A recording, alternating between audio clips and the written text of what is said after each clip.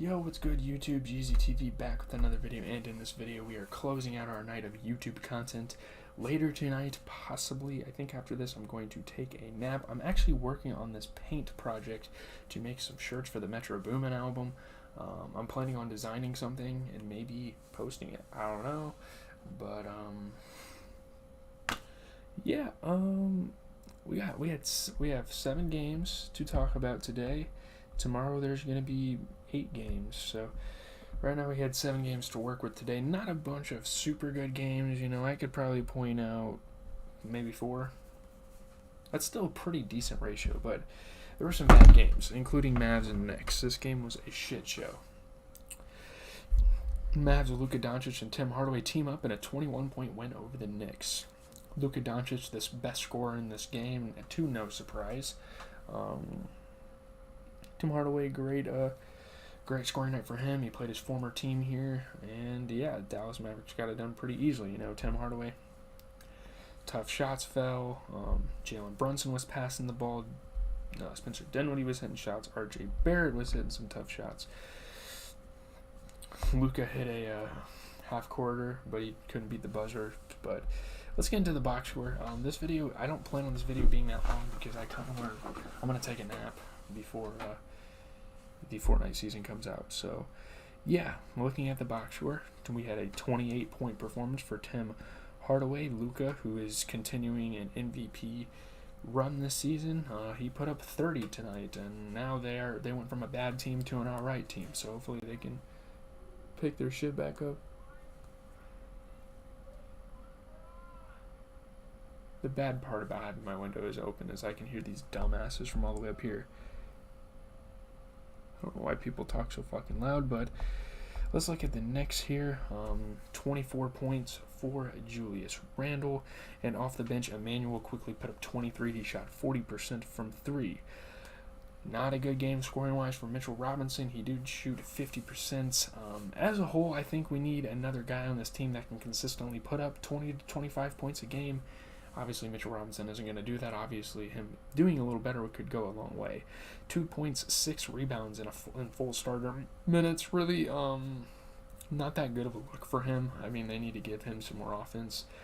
But at the same time, we need another guy that can kind of match Julius Randle's energy on the scoring end. So there's that. Knicks are kind of in a predicament right now. They picked up Jalen Brunson, and they're still not that good of a team. They're not even a good team. They're probably, I'd consider them bad. Kings and Clippers, on the flip side, 2 good teams played each other, and wow, it was pretty disappointing. I thought this was going to be a better game than it was, even without some of the big players on the Clippers. They still maintain a good record, but Domantas Sabonis scores 24. He leads the Kings 27-point victory of the Steelers. We're not talking about NFL. That's not till tomorrow, and we don't even talk about NFL on this channel till Tuesday. I don't know what the hell I was on there. But yeah, Domantas Sabonis, great scoring, very efficient scoring for him.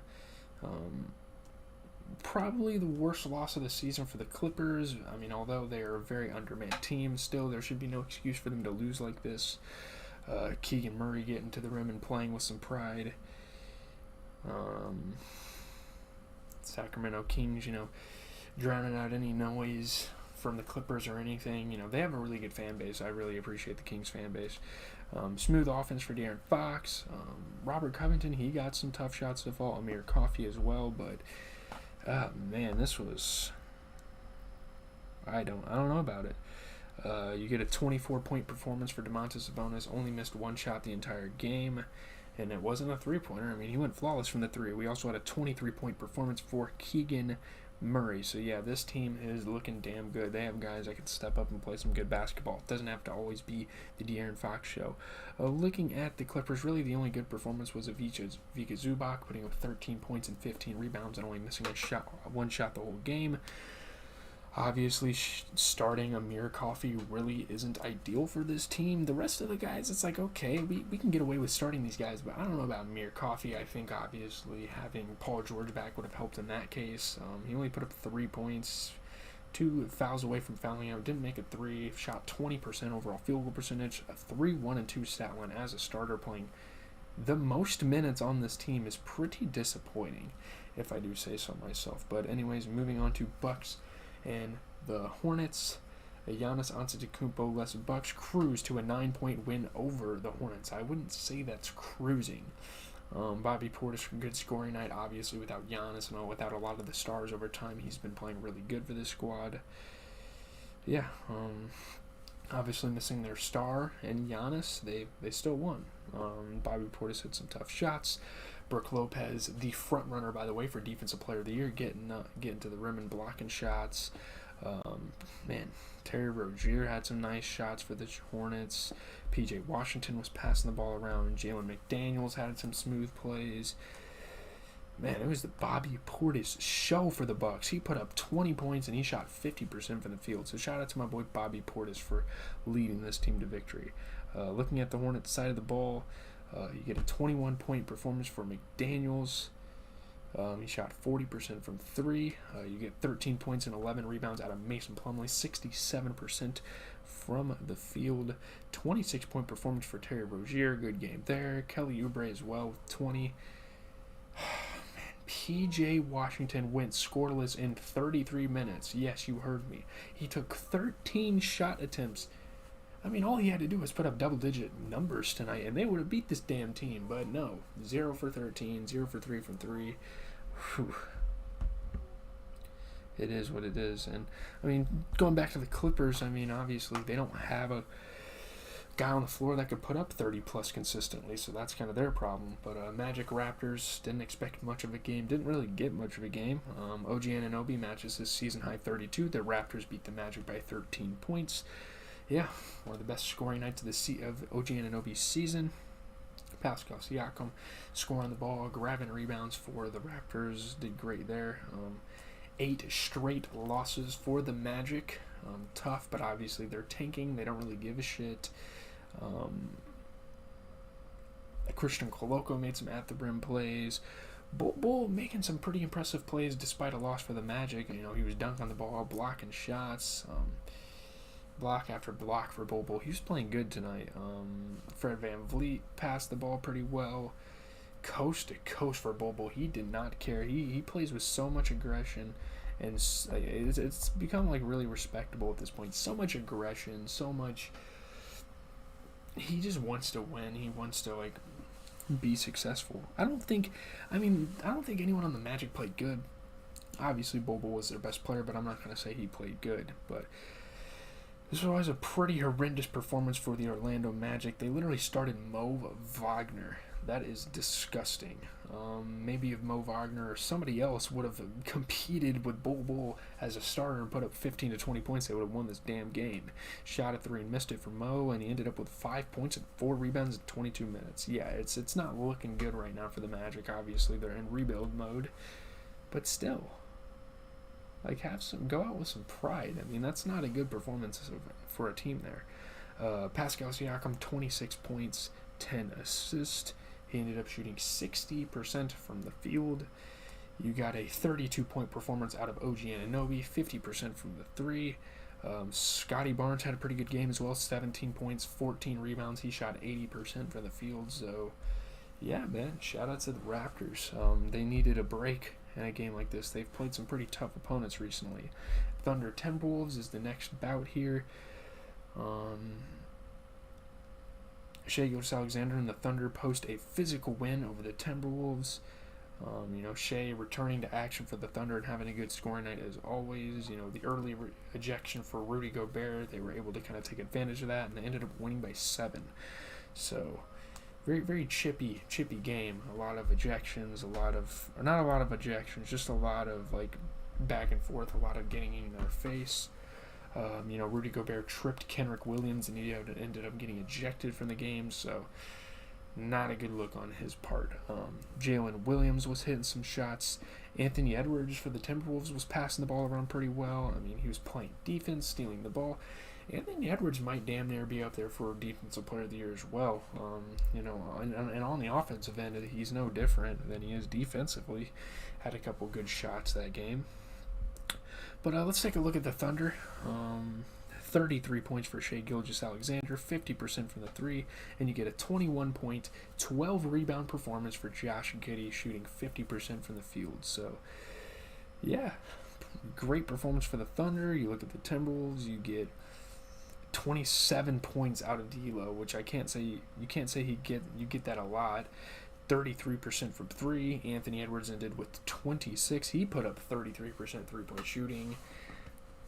I mean, off the bench, they should have started Naz Reid. He put up 13 points and 18 rebounds. He shot 50% from the field, and then coming off the end of the bench, Jalen Nowell, who's had some great games this season, he put up 21. He shot 40% from three. So Rudy Gobert really had 6 points as a starting premier center in this league. I mean, he didn't miss a shot. He played 9 minutes. He played pretty efficient. Obviously, his ejection is kind of the reason they lost. Say he stay in, if he would have put up like a 15-point performance, they would have won this damn game. Obviously, that makes all the difference. But shout out to the Thunder because they are still fighting for a playoff spot. They might not get it, but I really like how they're not just like automatically tanking. Like, they're in this fight. Like, looking at the standings here, I mean, they're a game and a half out of the play-in. Like, they could eat. I mean, they could get in there, man. I'm not gonna lie to you.